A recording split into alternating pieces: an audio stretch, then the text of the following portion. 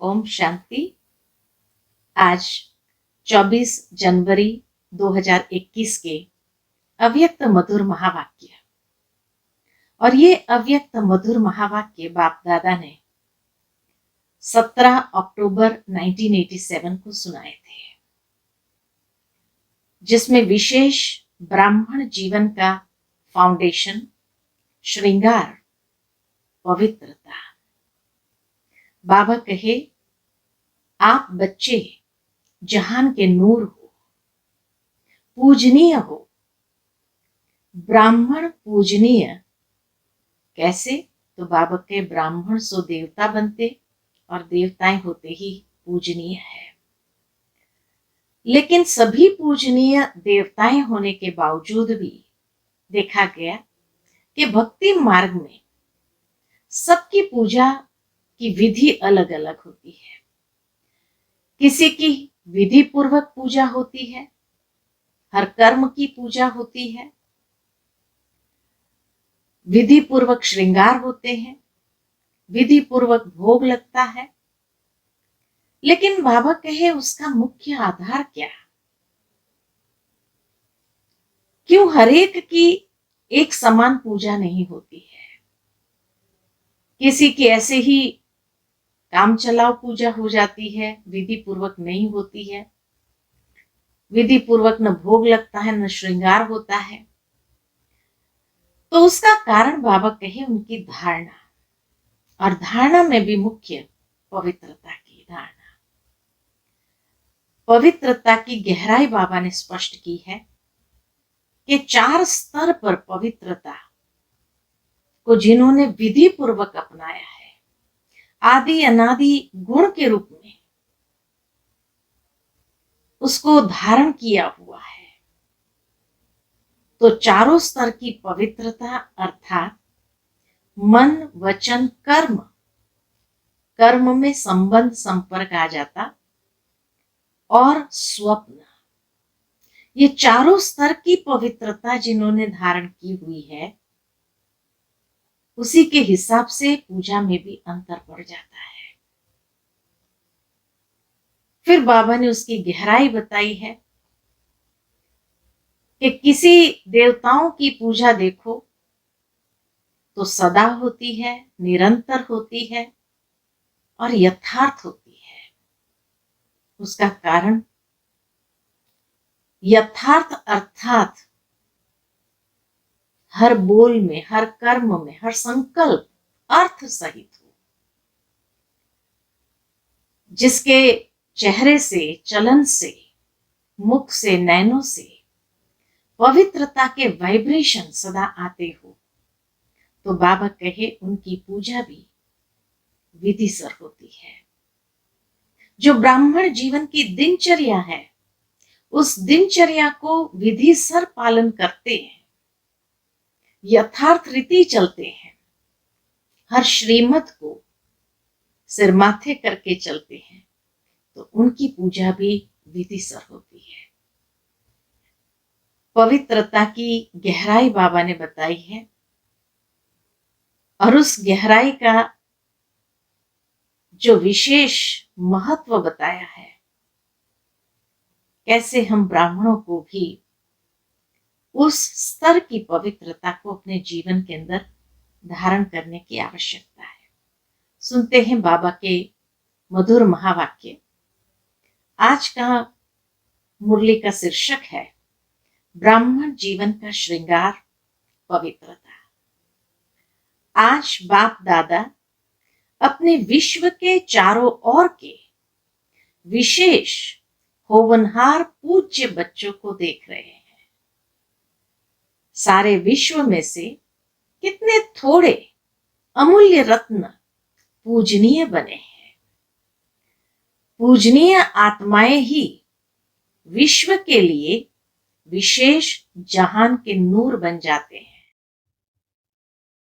जैसे इस शरीर में नूर नहीं तो जहान नहीं, ऐसे विश्व के अंदर पूजनीय जहान के नूर आप श्रेष्ठ आत्माएं नहीं तो विश्व का भी महत्व नहीं। इतनी बड़ी बात बाबा ने कही एक तो विश्व के लिए जहान के नूर है, जिस तरह शरीर में अगर नूर नहीं तो जहान नहीं। और दूसरा बाबा ने कहा कि आप श्रेष्ठ आत्मा ही नहीं तो विश्व का महत्व नहीं। स्वर्ण युग। और क्यों बाबा ने ये बात कही? तो बाबा कहे स्वर्ण युग व आदि युग व सतो प्रधान युग, नया संसार आप विशेष आत्माओं से आरंभ होता है। नए विश्व के आधार मूर्त पूजनीय आत्माएं आप हो, तो आप आत्माओं का कितना महत्व है। आप पूज्य आत्माएं संसार के लिए नई रोशनी हो। आपकी चढ़ती कला विश्व को श्रेष्ठ कला में लाने के निमित्त बनती है। आप गिरती कला में आते हो तो संसार की भी गिरती कला होती है। आप परिवर्तन होते हो तो विश्व भी परिवर्तन होता है। कितना कनेक्शन बाबा ने गहराई का बताया कि हमारा इस विश्व के अंदर क्या महत्व है। इतने महान और महत्व वाली आत्माएं हो, कितना नशा बाबा चढ़ा देता है। आज बाप दादा सर्व बच्चों को देख रहे थे ब्राह्मण बनना अर्थात पूज्य बनना, क्योंकि ब्राह्मण सो देवता बनते हैं और देवताएं अर्थात पूजनीय। सभी देवताएं पूजनीय तो है, फिर भी नंबरवार जरूर है। सभी देवताएं पूजनीय है, लेकिन फिर भी बाबा कहे नंबरवार जरूर है। किन देवताओं की पूजा विधि पूर्वक और नियमित रूप से होती है और किन्हों की पूजा विधि पूर्वक नियमित रूप से नहीं होती है।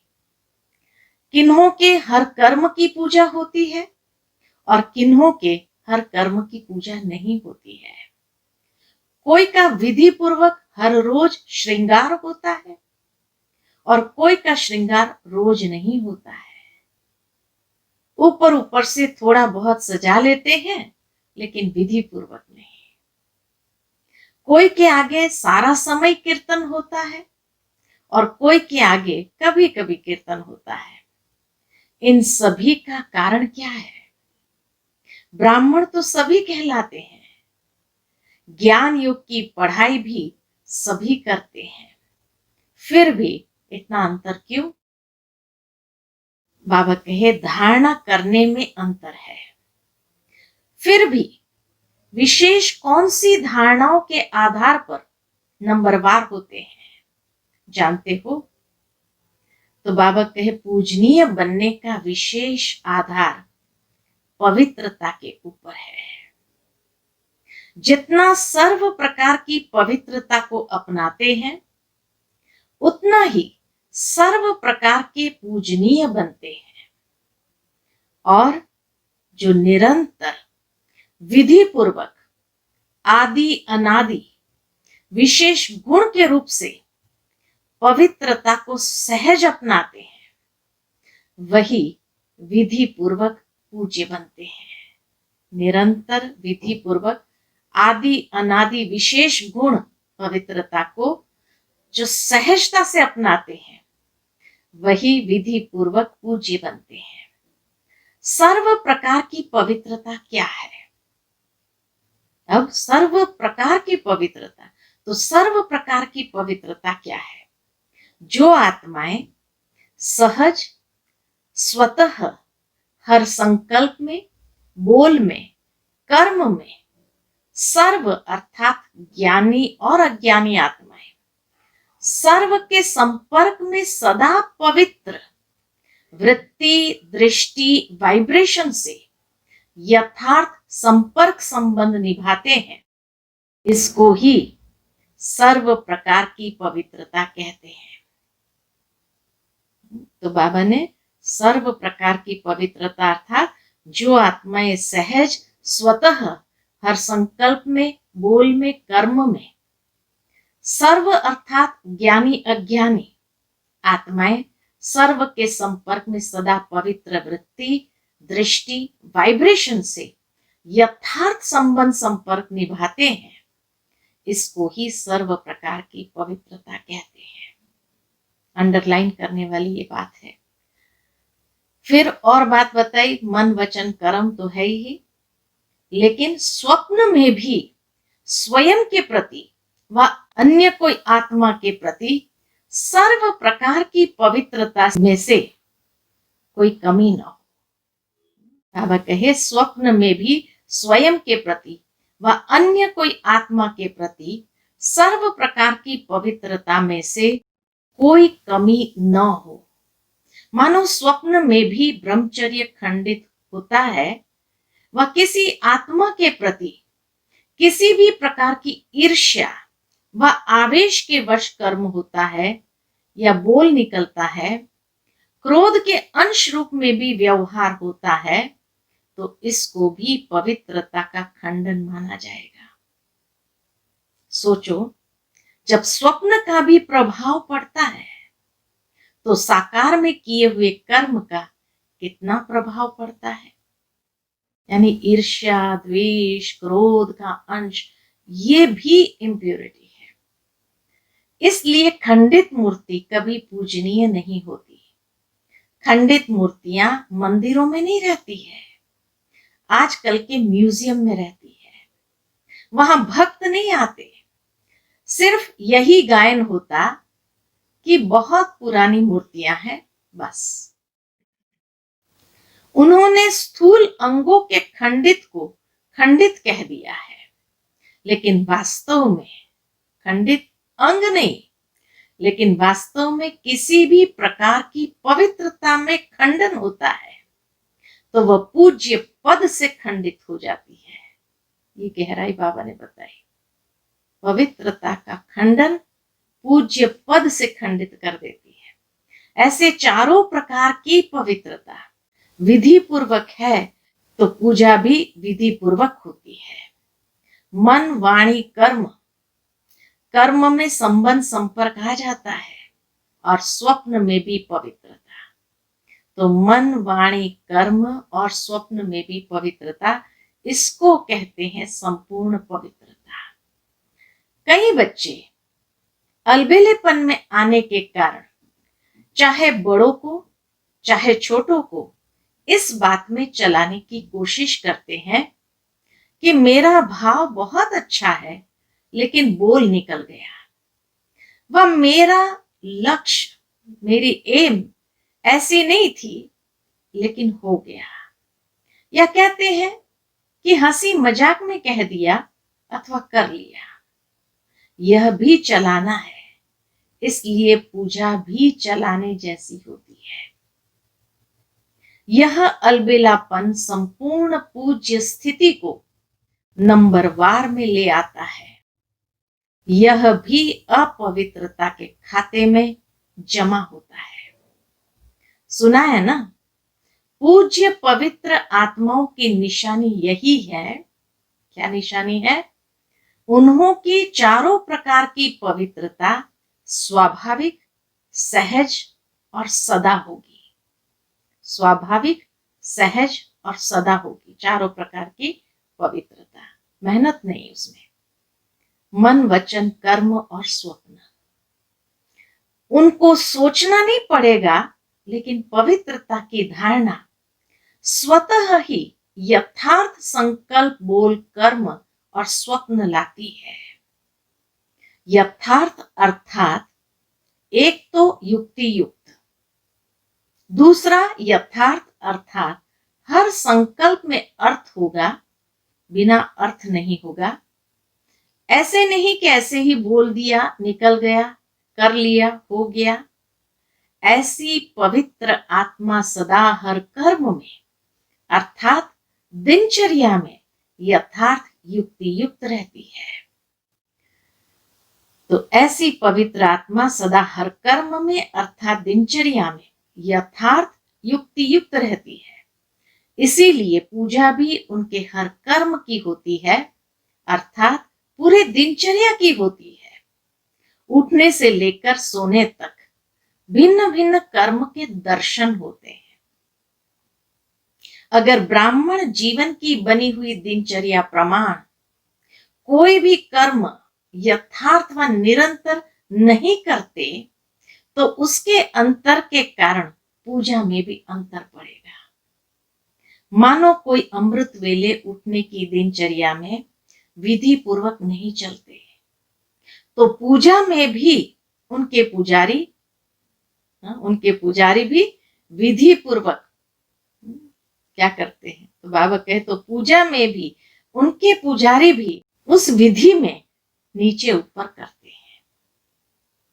अमृत वेला वो भी कभी उठे कभी नहीं उठे, सुस्ती से कर दिया। तो इसीलिए बाबा कहे, एग्जाम्पल बाबा ने दिया कि मानो कोई अमृत वेले उठने की दिनचर्या में विधि पूर्वक नहीं चलते तो पूजा में भी उनके पुजारी भी उस विधि में नीचे ऊपर करते हैं। अर्थात पुजारी भी समय पर उठकर पूजा नहीं करेगा, जब आया तब कर लेगा, अथवा अमृत वेले जागृत स्थिति में अनुभव नहीं करते। मानो किसी को सुस्ती आ रही है, मजबूरी से वह कभी सुस्ती कभी चुस्ती के रूप में बैठते हैं, तो पुजारी भी मजबूरी से या सुस्ती से पूजा करेंगे, विधि पूर्वक पूजा नहीं करेंगे। इतना गहरा रहस्य बाबा स्पष्ट कर रहे हैं। ऐसे हर दिनचर्या में कर्म का प्रभाव पूजनीय बनने में पड़ता है। विधि पूर्वक न चलना, कोई भी दिनचर्या में ऊपर नीचे होना, यह भी अपवित्रता के अंश में गिनती होता है, क्योंकि आलस्य और अलबेलेपन भी विकार है। दिनचर्या में अगर नीचे ऊपर हुए तो कहीं ना कहीं आलस अलबेलापन का विकार आ गया। तो बाबा कहे दिनचर्या में ऊपर नीचे होना ब्राह्मण जीवन की, ये भी अपवित्रता का अंश है। तो कितनी गहराई बाबा ने बताई। जो यथार्थ कर्म नहीं है वो विकार है, तो अपवित्रता का अंश हो गया ना। इस कारण पूज्य पद में भी नंबरवार हो जाते हैं। तो फाउंडेशन क्या रहा? पवित्रता। पवित्रता की धारणा बहुत महीन है।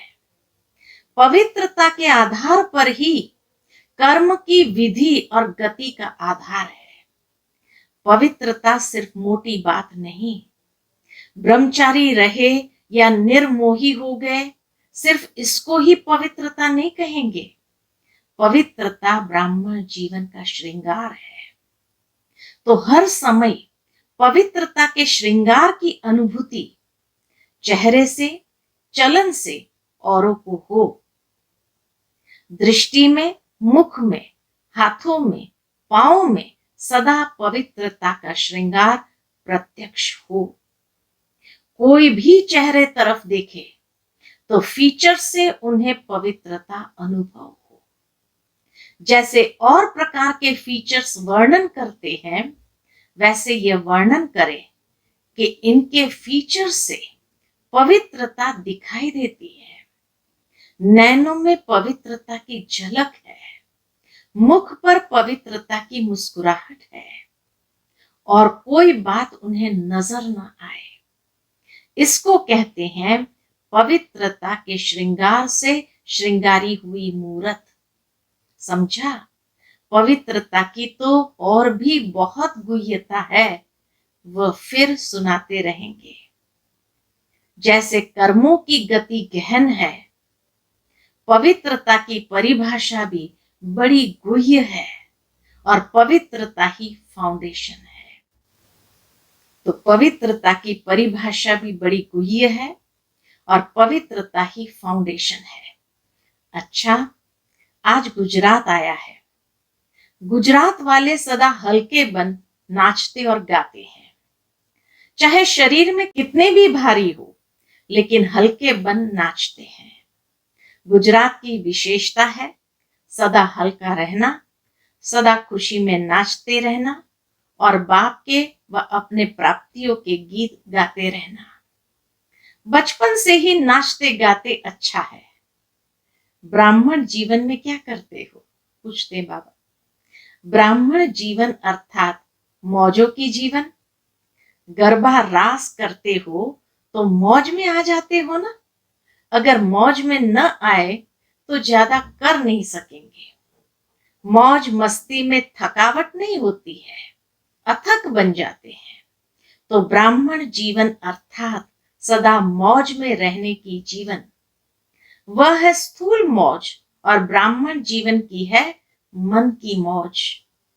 सदा मन मौज में नाचता और गाता रहे। मन मौज में नाचता और गाता रहे। वह लोग हल्के बन नाचने गाने के अभ्यासी है।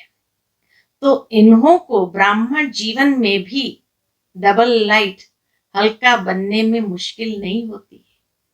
तो गुजरात अर्थात सदा हल्के रहने के अभ्यासी को हो, वरदानी को हो। बाबा का वरदान मिला है, तो सारे गुजरात को वरदान मिल गया, डबल लाइट। मुरली द्वारा भी वरदान मिलते हैं ना। सुना है ना, आपकी इस दुनिया में यथाशक्ति यथा समय होता है, यथा और तथा। और वतन में तो यथा तथा की भाषा ही नहीं। वतन में तो यथा तथा की भाषा ही नहीं है। यहाँ दिन भी तो रात भी देखना पड़ता। वहां न दिन न है रात, न सूर्य उदय होता है न चंद्रमा, दोनों से परे है। आना तो वहां है ना, बाबा भी कहते हैं आना तो वहां है ना। बच्चों ने रूहान में कहा ना कि कब तक। बाप दादा कहते हैं कि आप सभी कहो कि हम तैयार हैं तो अभी कर लेंगे। विनाश करना कौन सी बड़ी बात है, परिवर्तन करना कौन सी बड़ी बात है। तो इसीलिए बाबा कहे आना तो वहां है ना।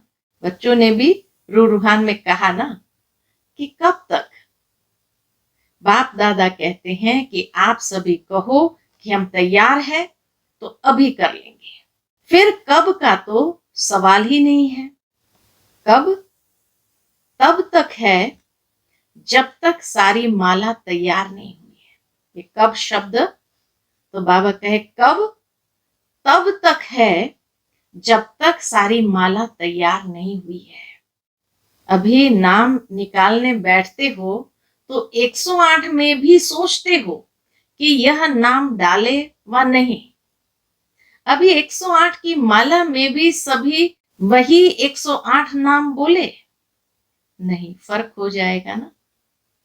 हर एक का एक नहीं निकलेगा, एक जैसे सब 108 नंबर नहीं देंगे। कोई किसको देगा, कोई किसको देंगे। इसलिए बाबा का अभी 108 की माला में भी सभी वही 108 नाम बोले नहीं, फर्क हो जाएगा। बाप दादा तो अभी घड़ी ताली बजावे, बाबा कहे अभी घड़ी ताली बजावे और ठकाठक शुरू हो जाएगा। एक तरफ प्रकृति, एक तरफ व्यक्तियां, क्या देरी लगती है। लेकिन बाप का सभी बच्चों में स्नेह है। हाथ पकड़ेंगे तब तो साथ चलेंगे। हाथ में हाथ मिलाना अर्थात समान बनना। आप कहेंगे सभी समान अथवा सभी तो नंबर 1 बनेंगे नहीं, लेकिन नंबर 1 के पीछे नंबर 2 होगा। अच्छा, बाप समान नहीं बने, लेकिन नंबर 1 दाना जो होगा वह समान होगा। तीसरा 2 के समान बने, तीसरा नंबर वाला दाना 2 नंबर वाले दाने के समान, माना एक दूसरे से जैसे कड़ी पर कड़ी जुड़ती जाती है। तो इसीलिए बाबा कहे कि अच्छा सभी बाप समान नहीं बने, लेकिन नंबर 1 दाना जो होगा वह समान होगा। तीसरा नंबर जो है, तीसरा 2 के समान बने, चौथा 3 के समान बने। ऐसे तो समान बने तो 1-2 के समीप होते होते माला तैयार हो। ऐसी स्टेज तक पहुंचना अर्थात समान बनना। 108 दाना 107 से तो मिलेगा ना, उसके नजदीक तो होगा ना। उन जैसी विशेषता भी आ जाए तो भी माला तैयार हो जाएगी। नंबरवार तो होना ही है। एक जैसे सभी समान नहीं बनेंगे, तो इसीलिए बाबा कहे नंबरवार तो होना ही है, समझा। बाप तो कहते अभी कोई है गारंटी करने वाला कि हाँ सब तैयार है। बाप दादा को तो सेकंड लगता, दृश्य दिखाते थे ना, ताली बजाई और परियां आ गई। अच्छा, चारों ओर के परम पूज्य श्रेष्ठ आत्माओं को, सर्व संपूर्ण पवित्रता के लक्ष्य तक पहुंचने वाले तीव्र पुरुषार्थी आत्माओं को, सदा हर कर्म में विधि पूर्वक कर्म करने वाले सिद्धि स्वरूप आत्माओं को, सदा हर समय पवित्रता के श्रृंगार में सजी हुई विशेष आत्माओं को बाप दादा का स्नेह संपन्न याद प्यार स्वीकार हो। हम सब रूहानी बच्चों की रूहानी माता पिता बाप दादा को याद प्यार गुड मॉर्निंग और नमस्ते नमस्ते। शुक्रिया बाबा, शुक्रिया। पार्टियों से मुलाकात है बाबा की। पहली पार्टी, विश्व में सबसे ज्यादा श्रेष्ठ भाग्यवान अपने को समझते हो।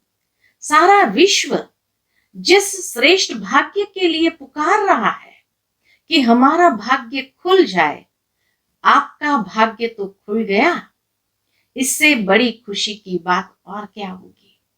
भाग्य विधाता ही हमारा बाप है, ऐसा नशा है ना। जिसका नाम ही भाग्य विधाता है, उसका भाग्य क्या होगा। इससे बड़ा भाग्य कोई हो सकता है। तो सदा यह खुशी रहे कि भाग्य तो हमारा जन्म सिद्ध अधिकार हो गया। बाप के पास जो भी प्रॉपर्टी होती है, बच्चे उसके अधिकारी होते हैं। तो भाग्य विधाता के पास क्या है? भाग्य का खजाना। उस खजाने पर आपका अधिकार हो गया। तो सदैव वाह मेरा भाग्य और भाग्य विधाता बाप, यही गीत गाते खुशी में उड़ते रहो। जिसका इतना श्रेष्ठ भाग्य हो गया, उसको और क्या चाहिए। भाग्य में सब कुछ आ गया। भाग्यवान के पास तन मन धन जन सब कुछ होता है। श्रेष्ठ भाग्य अर्थात अप्राप्त कोई वस्तु नहीं। कोई अप्राप्ति है? पूछते बाबा। अप्राप्त कोई वस्तु नहीं। फिर बाबा के अप्राप्ति कोई है? तो कोई अप्राप्ति है? मकान अच्छा चाहिए, कार अच्छी चाहिए? नहीं। जिसको मन की खुशी मिल गई, उससे सर्व प्राप्तियां हो गई।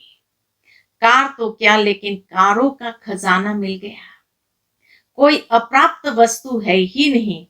ऐसे भाग्यवान हो। विनाशी इच्छा क्या करेंगे? जो आज है कल है नहीं, इसकी इच्छा क्या रखेंगे। इसलिए सदा अविनाशी खजाने की खुशियों में रहो, जो अब भी है और साथ में भी चलेगा।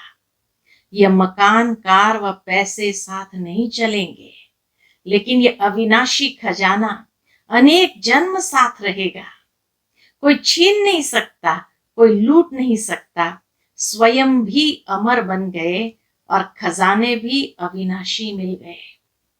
जन्म जन्म ये श्रेष्ठ प्रारब्ध साथ रहेगी। कितना बड़ा भाग्य है। जहां कोई इच्छा नहीं, इच्छा मात्रम अविद्या, ऐसा श्रेष्ठ भाग्य भाग्य विधाता बाप द्वारा प्राप्त हो गया। दूसरी पार्टी है, अपने आप को बाप के समीप रहने वाले श्रेष्ठ आत्माएं अनुभव करते हो। बाप के बन गए, ये खुशी सदा रहती है। दुख की दुनिया से निकल सुख के संसार में आ गए। दुनिया दुख में चिल्ला रही है और आप सुख के संसार में सुख के झूले में झूल रहे हो। कितना अंतर है। दुनिया ढूंढ रही है और आप मिलन मना रहे हो। तो सदा अपनी सर्व प्राप्तियों को देख हर्षित रहो। क्या क्या मिला है उसकी लिस्ट निकालो तो बहुत लंबी लिस्ट हो जाएगी। क्या क्या मिला? तन में खुशी मिली तो तन की तंदुरुस्ती है। मन में शांति मिली तो शांति मन की विशेषता है। और धन में इतनी शक्ति आई जो दाल रोटी 36 प्रकार के समान अनुभव हो। ईश्वरीय याद में दाल रोटी भी कितनी श्रेष्ठ लगती है। दुनिया के 36 प्रकार हो और आपकी दाल रोटी हो तो श्रेष्ठ क्या लगेगा। दाल रोटी अच्छी है ना, क्योंकि प्रसाद है ना। जब भोजन बनाते हो तो याद में बनाते हो, याद में खाते हो तो प्रसाद हो गया। प्रसाद का महत्व होता है। आप सभी रोज प्रसाद खाते हो। प्रसाद में कितनी शक्ति होती है, तो तन मन धन सभी में शक्ति आ गई। इसलिए कहते हैं अप्राप्त नहीं कोई वस्तु ब्राह्मणों के खजाने में। तो सदा इन प्राप्तियों को सामने रख खुश रहो, हर्षित रहो। अच्छा, आज का बाबा का वरदान, कर्म द्वारा गुणों का दान करने वाले डबल लाइट फरिश्ता भव। कर्म द्वारा गुणों का दान करने वाले डबल लाइट फरिश्ता भव। जो बच्चे कर्मणा द्वारा गुणों का दान करते हैं, उनकी चलन और चेहरा दोनों ही फरिश्तों की तरह दिखाई देते हैं। दोनों ही फरिश्ते की तरह दिखाई देते हैं। वे डबल लाइट अर्थात प्रकाशमय और हल्केपन की अनुभूति करते हैं। उन्हें कोई भी बोझ महसूस नहीं होता है। हर कर्म में मदद की महसूसता होती है, जैसे कोई शक्ति चला रही है। हर कर्म द्वारा महादानी बनने के कारण उन्हें सर्व की आशीर्वाद व सर्व के वरदानों की प्राप्ति का अनुभव होता है। आज का स्लोगन है, सेवा में सफलता का सितारा बनो, कमजोर नहीं। सेवा में सफलता का सितारा बनो, कमजोर नहीं। अच्छा, ओम शांति।